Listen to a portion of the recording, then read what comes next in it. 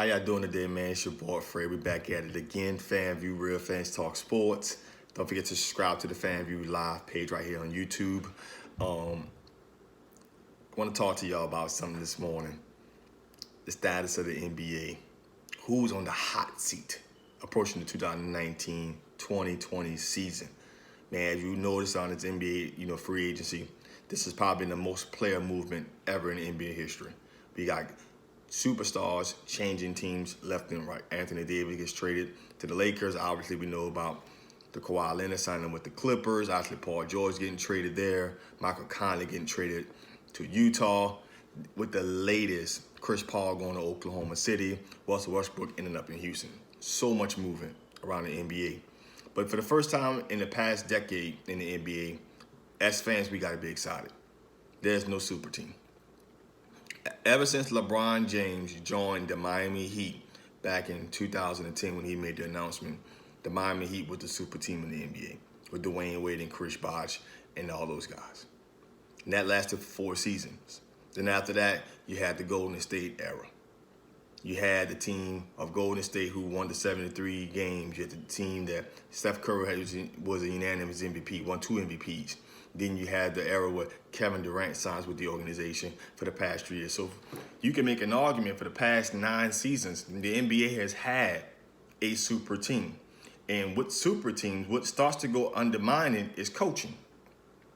Like, you realize throughout the NBA, there's 9 different NBA champions, but there was no Hall of Fame coach that really came out of it, besides the one that was probably considered a Hall of Fame coach, which is Greg Popovich.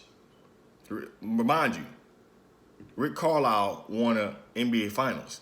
He's not considered to be a Hall of Fame coach. Matter of fact, he still has a job down there in Dallas.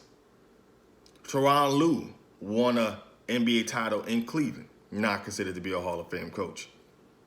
Steve Kerr has won 3 NBA championships. And most people will probably say that he's not considered to be a Hall of Fame coach. Because the thing that did not matter in the past 9 seasons of the NBA was coaching. Coaches kept their jobs because they had to face the Golden State Warriors. They had to face the Miami Heat. Even when LeBron James decided to take his talents back to Cleveland and had Kyrie Irving, they made the trade with Kevin Love. Because Kevin Love was coming off being arguably one of the best power forwards in basketball. Super team. Coaching was not considered to be a dominant factor in the world of NBA. So head coaches kept their jobs. They were not on hot seats. They were considered to say, man, if you did a great job, you'll keep your job because you got to face the Golden State Warriors. You got to face the Cleveland Cavaliers. You got to face the Miami Heat. The 2019 season, 2020 season,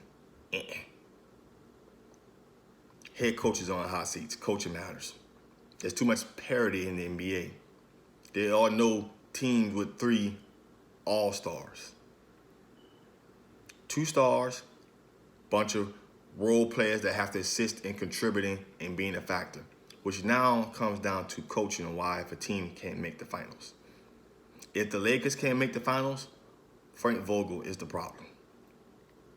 If the Clippers can't make the finals, Doc Rivers will be considered to be the problem. If the Houston Rockets can't make the finals now, Mike D'Antoni will be considered to be the problem. If the Dallas Mavericks can't make the playoffs, Rick Carlisle is getting the blame.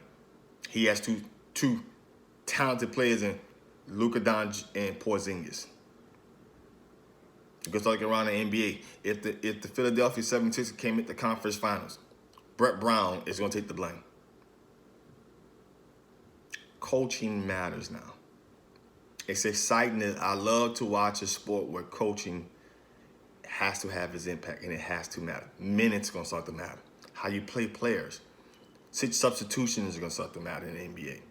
All of the things that we didn't really care for when you just looked at the star players and say, listen, they're going to win because they're stars. It's not going to matter. Coaches are now on hot seats. I don't think for 2 chances if Rick Carlisle can't make the playoffs, Rick Carlisle keeps his job now. Because he's not going to be facing a team with a bunch of superstars. He's just not. The Lakers are not a super team. The Clippers are not a super team. Houston is not a super team. If the Pelicans got a better record, he's going to get clipped. I love this part of the NBA now. No super roster. Just great teams. Got to have great coaching. That's what it's going to boil down to. Brad Stevens. He's been regarded as one of the better coaches in the NBA. Probably arguably one of the best young coaches in the NBA. Coaching matters. There isn't a super team in the East. Brooklyn is not a super team with Kevin Durant and Kyrie Irving. If that Boston Celtics team can't achieve some things, it's going to come out of court. He don't have a dominant personality in the locker room. It's starting to matter now. It's exciting now. Because now coaches now can make their name in the NBA along with stars. Well, the past 9 seasons, it was about the stars. The Miami Heat, Eric Spoelstra won 2 NBA championships. And he's not considered to be a Hall of Fame coach. None whatsoever. Coaching will start to matter now in the NBA. It's too much parity. It's too much balance. Coaches are on hot seats. If the Miami Heat can't get to some sort of playoff recognition, Pat Riley got the decision to make. It ain't the talent. It's the coach. They're not buying in. We're going to love this part about the NBA season coming up. It's going to bring back, hopefully, what I used to watch and witness with my own eyes back in the 90s, where if teams didn't succeed or teams didn't very do well, coaches got fired. That Utah team, they don't make some noise, their head coach is on the hot seat.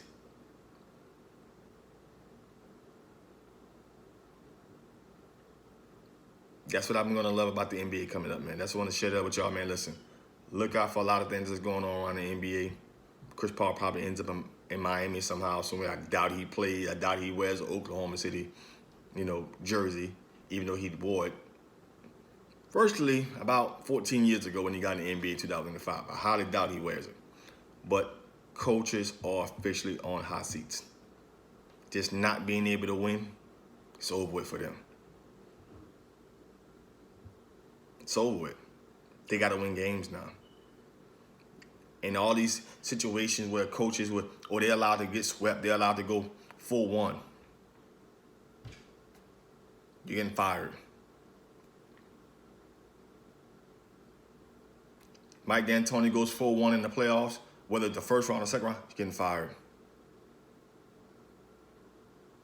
You were not prepared enough to beat the team that you faced.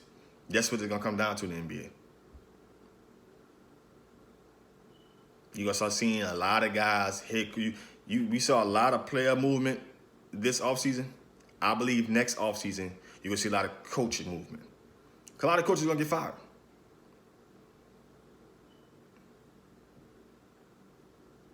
Y'all have a great evening.